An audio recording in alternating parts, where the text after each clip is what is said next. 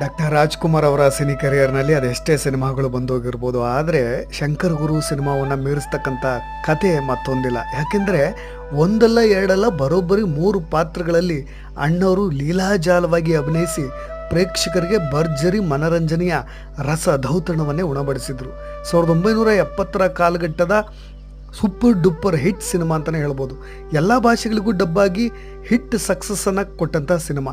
ಕೇವಲ 48 ಲಕ್ಷ ಬಜೆಟ್ನಲ್ಲಿ ತಯಾರಾದಂಥ ಸಿನಿಮಾ.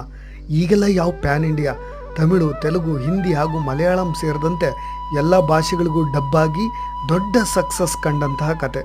3.78 ಕೋಟಿ ಹಣವನ್ನು ಆಗಿನ ಕಾಲಕ್ಕೆ ಗಲ್ಲಾಪೆಟ್ಟಿಗೆಯಲ್ಲಿ ಬಾಚಿಕೊಂಡು ಸಾರ್ವಕಾಲಿಕ ಹಿಟ್ ಲಿಸ್ಟ್ಗೆ ಸೇರಿತು.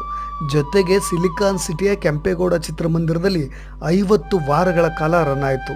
ಕರ್ನಾಟಕದಾದ್ಯಂತ ಎಲ್ಲ ಚಿತ್ರಮಂದಿರಗಳಲ್ಲೂ 365 ದಿನಗಳ ಕಾಲ ರಾರಾಜಿಸಿದ